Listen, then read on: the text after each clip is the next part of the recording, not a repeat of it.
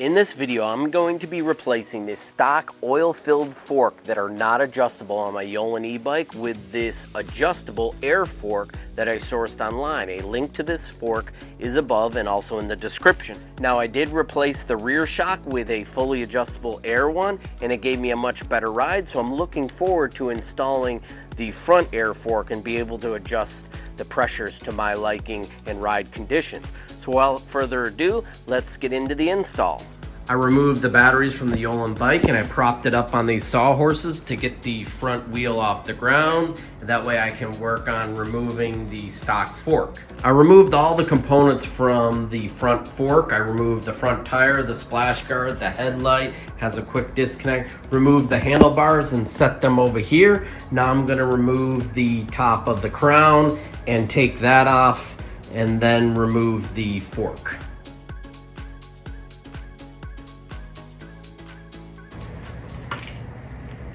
Just gonna set that aside. All right, now you can see all these are just spacers.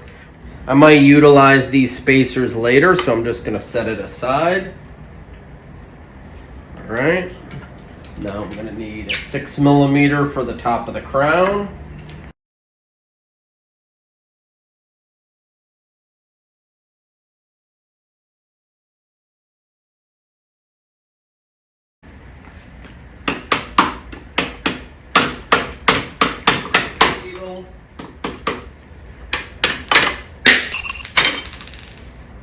Okay, there we go.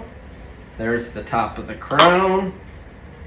And now this should just drop right out.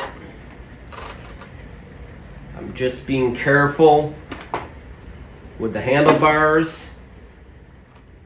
All right, now that I removed the brake caliper from the front fork, which I should have done earlier, I can now just slide this out. And there you have it. You can see how tall this stem is. So remove the old crown. I think while I have the opportunity, I'm going to clean this up and then I'm going to install it on the new fork. All right, loosen those bolts, slide this off, set this aside, and then I can put on the new one. Slide it right on. What I'm going to do is use the old one to determine the position. Now I'm going to line this up and you can see roughly where the old crown was. Right about there. Perfect. So now I'll tighten that down and install it into the fork. Alright, I got the new fork with the old bottom crown and stem tube. I'm going to install that into the fork like this. You're going to use this silver conical race, slide that down.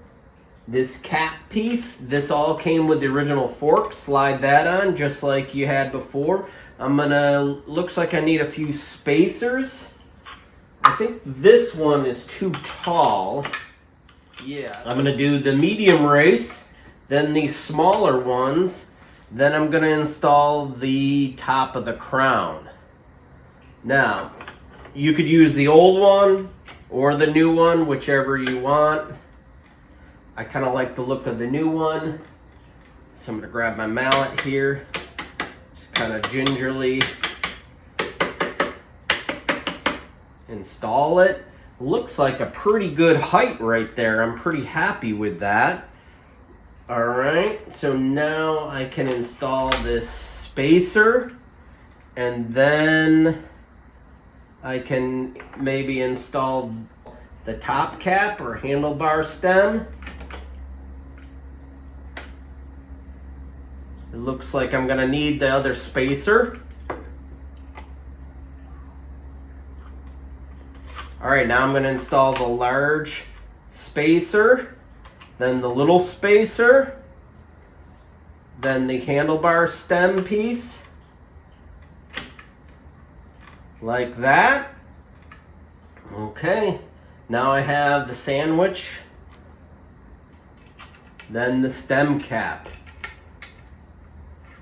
All right, and now I'm gonna tighten that down and squeeze everything together.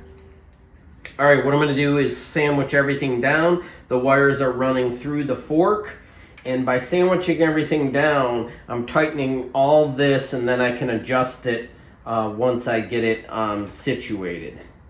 What you wanna do is make sure that it's free flowing, it's nice, turns easily. All right, this is done nicely. Now I can tighten the top crown down, and then also tighten these side bolts. Is what the hardest part is now done. Now it's just simply assemble all the components back on. All right, so what I did was I loosened up the bolts on each of the crowns, and then I could move the suspensions so that it sits nicely and rotate them so the caps face me and everything is aligned properly. You can see now the spacing is good on the top of the crown. You can kind of move this up and down if you need to. Same thing with this side.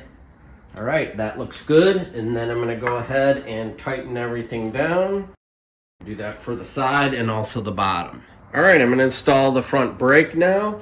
I'm going to slide it through the frame. There's a small attachment point here which keeps the cable engaged with the fork. So I'm gonna remove that. And then I'm going to use the existing bolts. It's how it was before. All right, I'm gonna leave it loose like I said before so that I can adjust it accordingly. And then I'm gonna install this brake cable retention. Now I'm gonna install the front fender like this. Pretty straightforward. I might have to bend these out like I did before. I'll slide that on there. All right, I got the fender on, brake installed. Now I'm gonna put the tire on. Same way I had it before. I'm gonna slide this in here. Remove the brake clip that I've installed. What I'm gonna do is slide it up into the rotor. Once I get the bike off the sawhorses, then I will tighten everything up. Everything just needs a subtle adjustment, the brake and whatnot. I'm gonna install the headlight while I have it here, and then tighten everything down and adjust it as I see fit.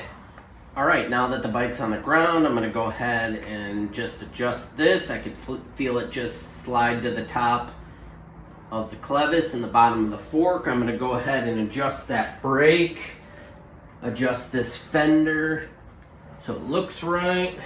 I'm gonna tighten down the bolts, make sure everything's tight up here, and then I'm gonna adjust the handlebars. They're not quite the right angle, so I'm gonna adjust those. All right, last but not least, check the air pressure. Now down here, there's a table for your weight and how much they recommend for pressure.